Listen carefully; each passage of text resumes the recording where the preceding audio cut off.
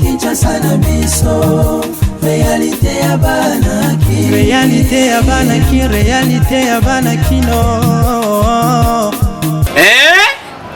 Buyukite bukuyoka kaka Kinshasa na biso kin eleki partout KNB Kinshasa na biso kin eleki partout Kinshasa eleki partout mikolo neza bino pardon Jima sala yolo raté ya on a bien yo Jima mukende umela KNB kin eleki partout rien à dire toi na terre envié parce que kin eleki partout elosako liboso ambongo mosanto azate Céline Don Kardasha isongolo bizubai bana kin ke bana jako zape so kuta nango KNB Téléma qui chasse l'équipe partout Jimmy Mukendi umela KNB ko zape te so kuta nango check ovandi. Abonnez-vous sur notre chaîne YouTube Kinshasa na biso. Bonsoir Nabandinho, ce magazine Kinshasa na biso continue toujours pour informer bino et côté ça bino la vraie réalité à Kinshasa.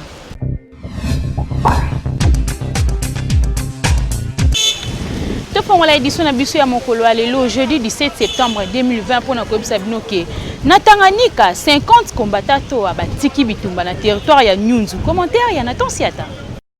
Situation sécuritaire na partie mosusu ya province ya Tanganyika ezo continuer ko déranger kaka. Kasi semaine oyo ezalaki marqué na quelques bonnes nouvelles. Ba élément ebelé oyo bazalaki na ba groupe armé ebelé ba tiki bitumba pe ba ye komitika na ba FRDC pe na MONUSCO suite ya ba opération ebelé oyo esalemaki na coin wana ndenge bandeko ya MONUSCO balobi.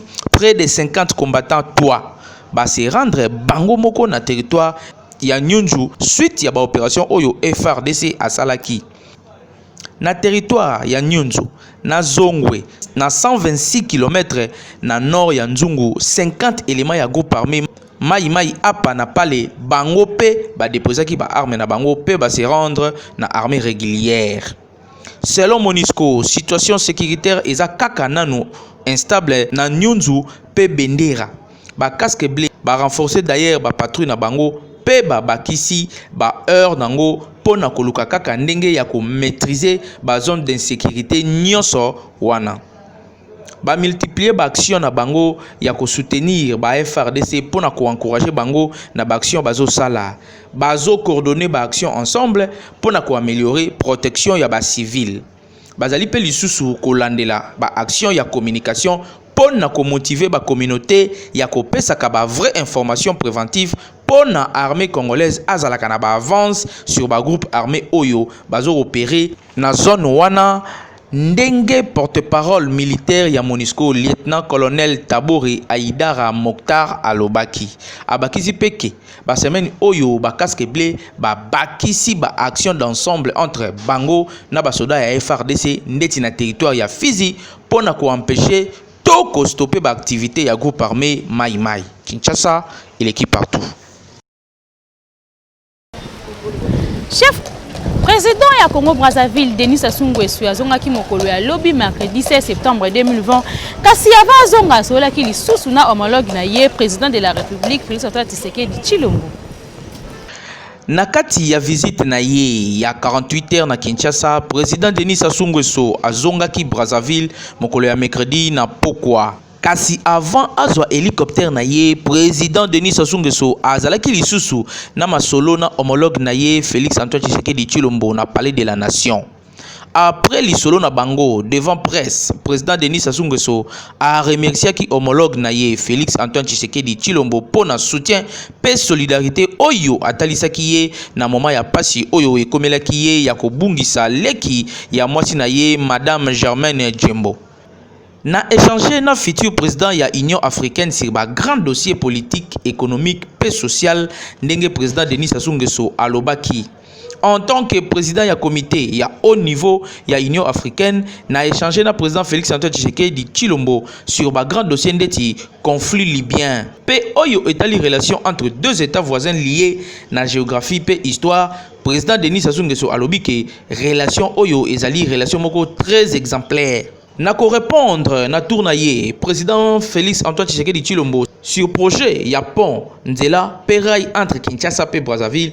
Président Félix a affirmé que kokokisama ya projet Oyo ezo dépendre na ba préalable Oyo République démocratique du Congo atie auprès ya ba réalisateur ya projet yango ndeti kotonga port ya mai ya Mozindo na banana na kati ya République démocratique du Congo, c'est-à-dire jamais moko ekoki ko salema sans mosusu. Donc nyonso mibale il faut esalema mbala moko ndenge président Félix Tshisekedi alobaki, c'est-à-dire projet Oyo ezali en cours pe ba pour parler ezali nano en attendant réalisation nango. Mais c'est que depuis janvier 2019, ezali 4e fois que deux chefs d'État Oyo bakutana na cadre ya ba rencontre na bango bilatéral.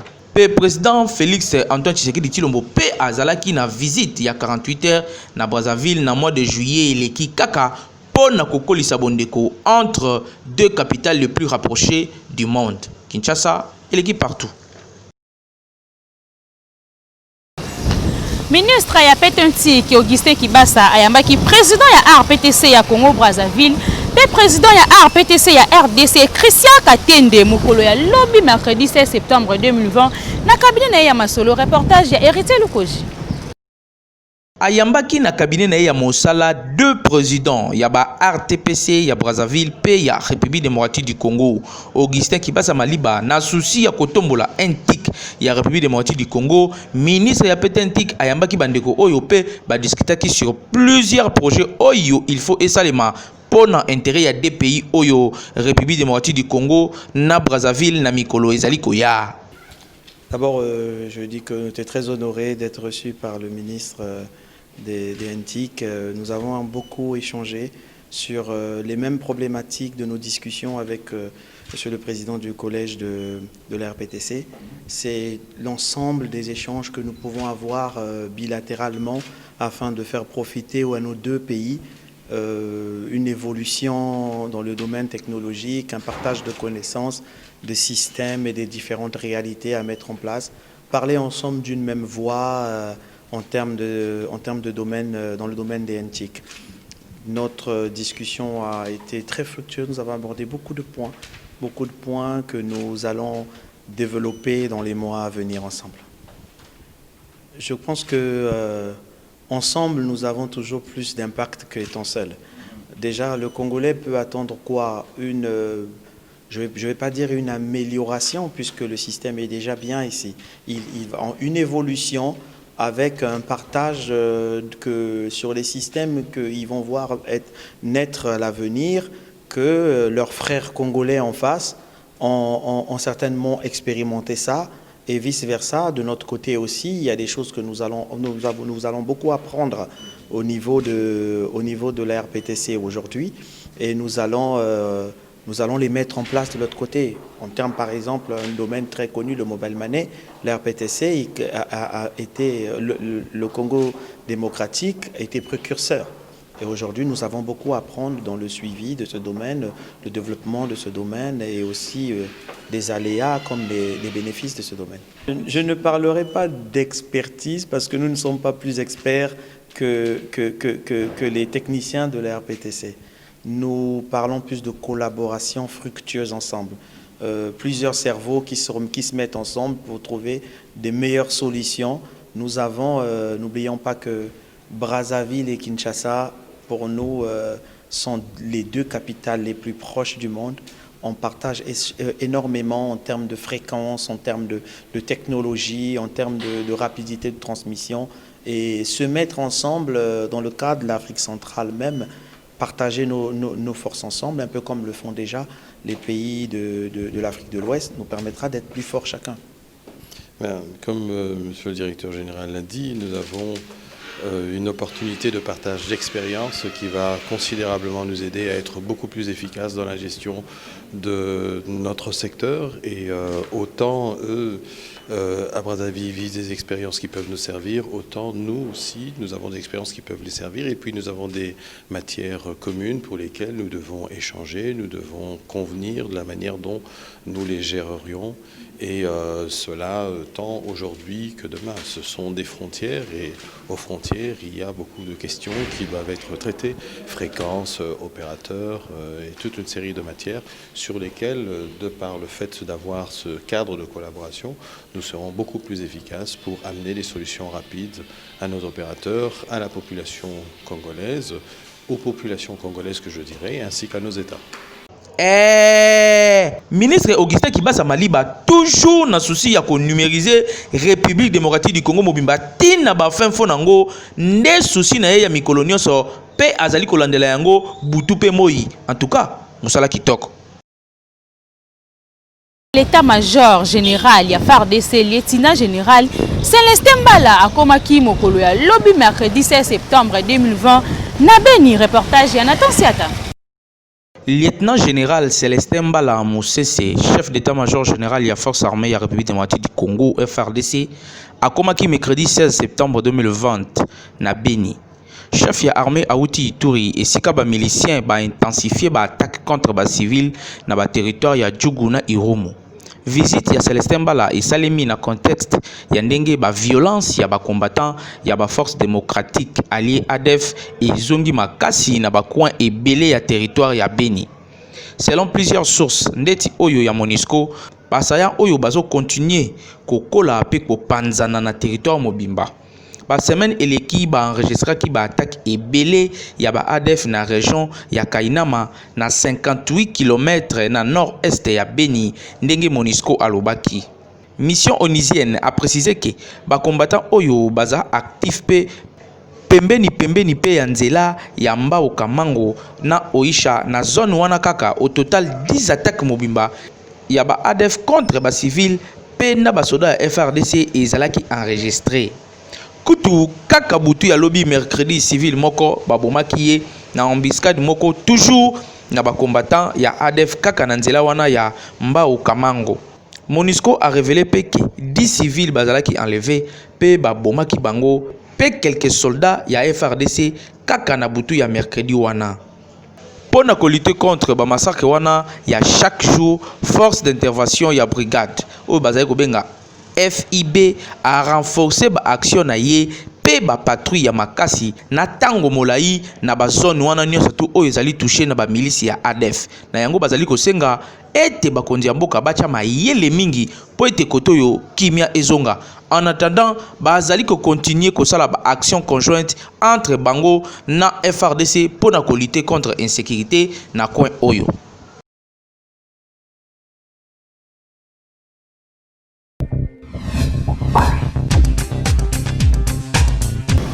Coaching na lingala ezali programme oyo eye pona kosunga mutu nyonso ayeba comment ko kosala business na ye pe développement personnel pona kolanda yango bo s'abonner kaka gratuitement na chaîne YouTube Dimou Kenzi le coach.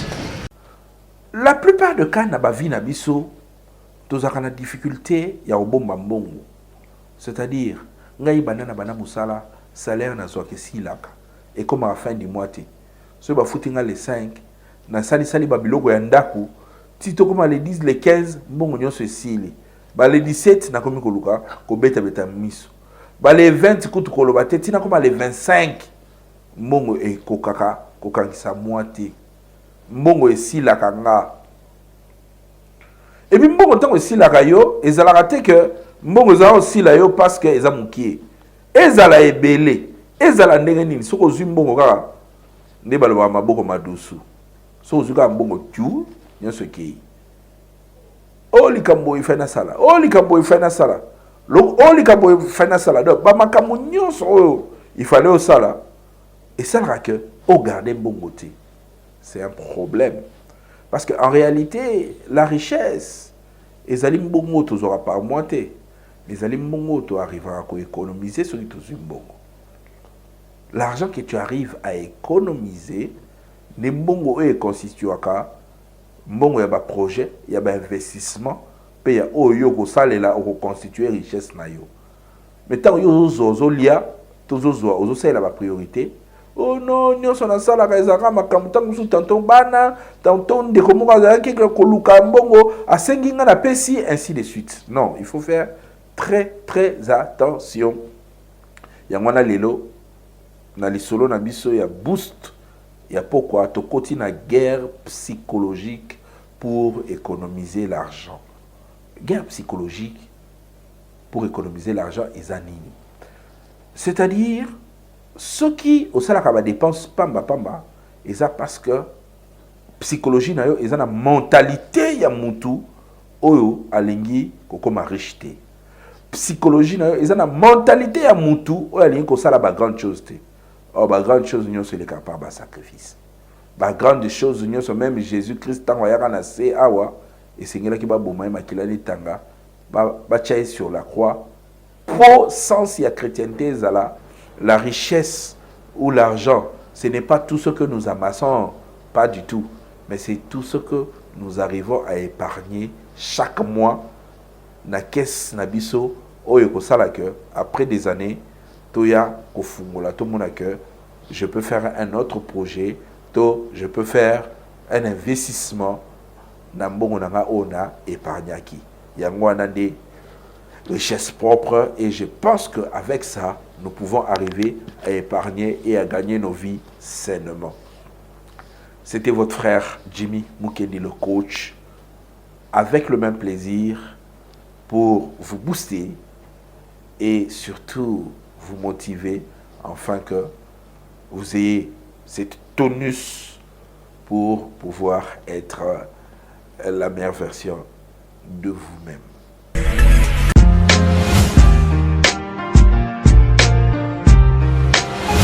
Entreprises, institutions publiques et privées, ONG, partis politiques, commerçants, sachez que la communication constitue le socle de l'émergence de vos activités, produits, services et marques. La communication ne s'improvise pas, mais les méthodes et les stratégies de la communication s'apprennent. La Mouture ASBL organise la session de formation spécialisée en communication des organisations en 2 mois. Premier niveau, communication 360 degrés, les relations publiques et relations presse. Deuxième niveau, marketing marchand, marketing politique, conception publicitaire et gestion d'agence conseil en communication.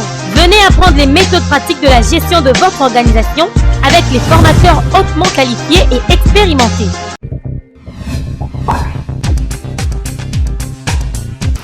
Lelo na ba couple marié misusu e koma kaka soki mobali ya beti mwasi na ye eke mama bokilo ayoki yango komona ye directement ko finga mobali ya mwana na ye. Reportage ya Miti Mafuta.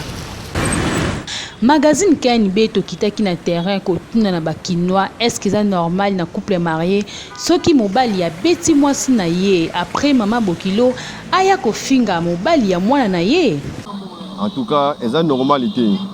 Au atteindre moko nzamba lobango so da mwasi alongo pa baboti ayepa mobali bakome loko moko. Mama bokilo nda ko yande ko pesa conseil pour kimie kota. Aya ko ganga chango mobali pour ezalaka ti. Conseil na pesa mama bokilo en tout cas bazaka na kimia mingi pe ya kobenda bana bango ya basi matoi po bango moko bakolaki bien, mais par rapport à la génération lelo eza différent. Il faut batala la différence ya bango na différence de la génération oyo. Il faut kimia za la conseil à mingi makasi pas bana bango ya basi. Moi singa na bali mama bokilo ya ogangela ngai so na beti moi singa ngai. Non, eza normalité.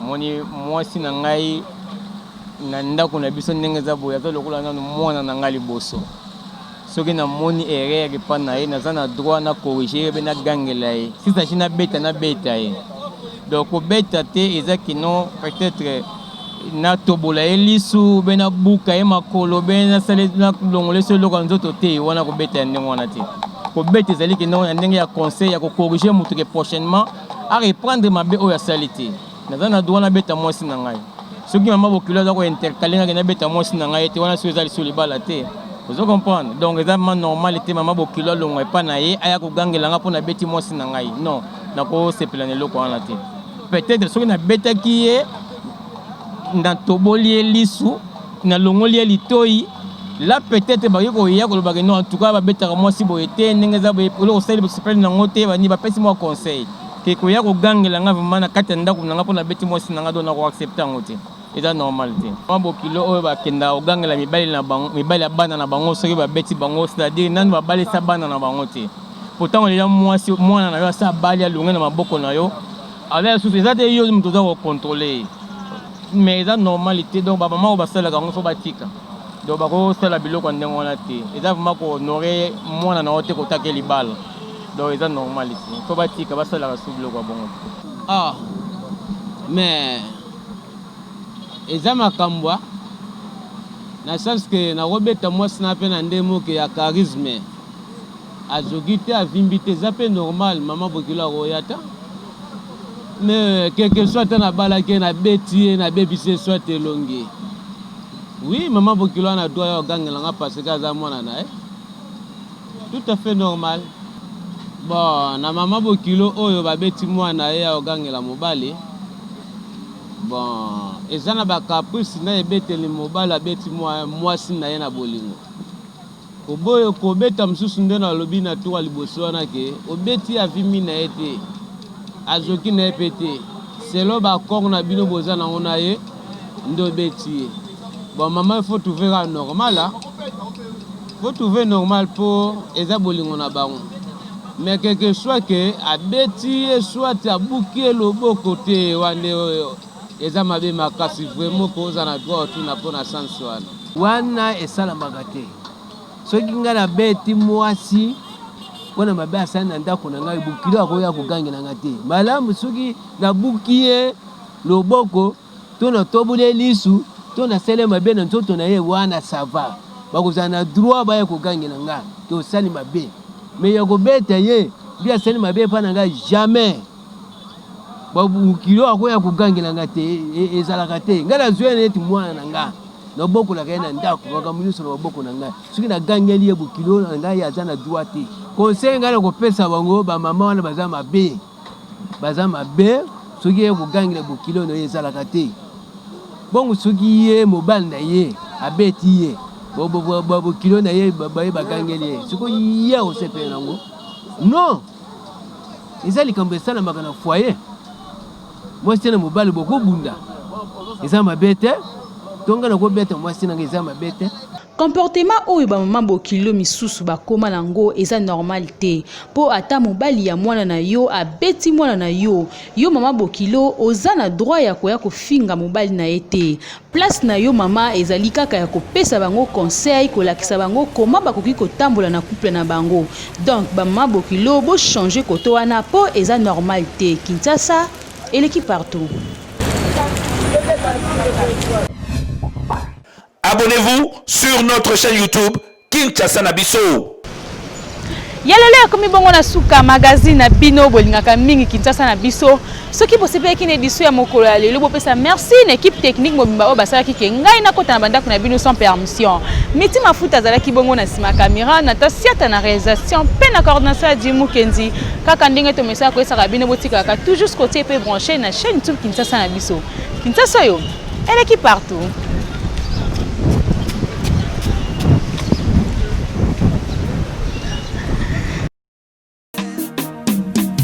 Magazino